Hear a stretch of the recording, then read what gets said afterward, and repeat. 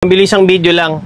Lahat na nire-review ko ay mga power amplifier eh. Parang hindi pa yata ako nakapag-review ng mga active speaker or mga active na modules speaker.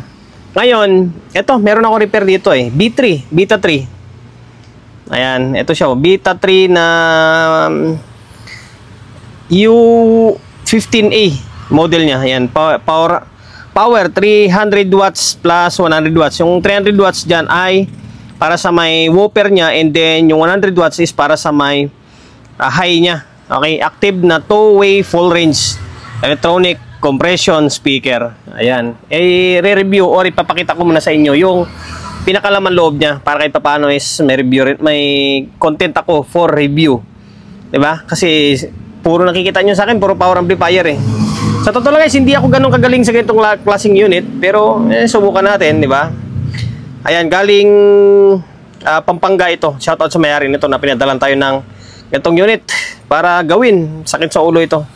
Ayan, Beta 3. Ito yung pinaka-amplifier ng Beta 3 na kung meron kayong speaker dyan, di ba, na Beta 3. Ito yung pinaka-amplifier niya. Yun, ito yung gawing likod niya, tapos ito yung amplifier niya. Ito yung pangalan ni Bossing, oh. Yan, natanggal ko yung tornilyo kasi ito troubleshoot ko eh. Ito yung pinaka laman loob naman niya. Okay, teka lang. Ayan. Ito yung kanya, ito yung transformer niya. Transformer niya maliit lang, oh. And then marami na rin ako nagawang Beta 3. Merong mga Beta 3 na transformer nila dati is tanso or copper. Ngayon, parang hindi na ako kumbinsido ngayon. Kasi meron ako nagawa na taga Batangas, bumigay yung fuse, bumigay yung transformer, and then doon ko na pagkaalaman na aluminum. Ito, hindi ako sigurado dito kung alum ito or tanso, pero tingin ko parang alum din. Medyo maitim eh. Supply niyan, alas hindi ko makita yung supply. Kaya lang silipin ko yung supply niya kung ilan. 30, naka-dual, no? 60, 30, 0, 30, 60.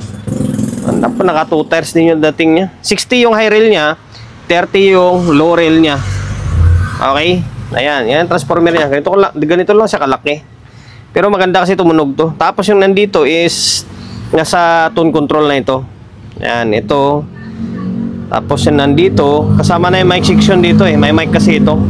Okay, tapos ito yung pinaka-amplifier niya. Ayan, ito yung pinaka-amplifier. Meron siyang 1, 2, 3, 4. Meron siyang 4 cups na 50 volts by 6,800 microfarad. Okay? 50 volts. Medyo bansot siya kasi nga compact na compact siya dito eh. Ayan, ito na yung pinaka-amplifier niya.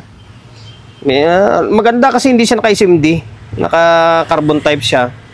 Although medyo hirap ako dito pag troubleshoot dito. Sanay lang siguro ako sa mga power amplifier na datingan. Ito kasi iba eh. O, ayan. Okay. Ito yung stage ng pinaka amplifier niya dito.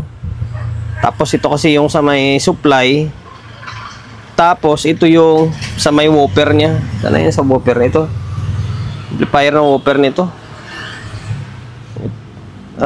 Dito na side.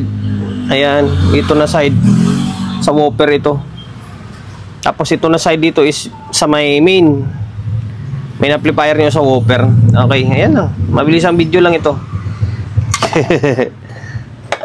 And then ang issue nito, bumigay yung fuse. Ayan, bumigay yung fuse dalawa. And then na-check ko na, sira yung output. Although, ayan yun na, gawan ko na lang ng video ito, ng pinaka full video kung paano ko siya repair. Sana magawa ko, di ba? Para meron kayong ideya in case na magawa talaga natin. I-full video natin.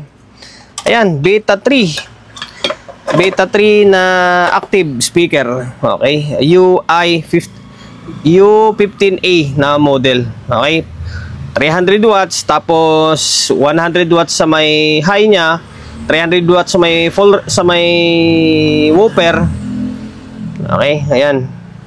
Para may idea kayo in case na bumili kayo ng active module, di ba? Na Beta 3.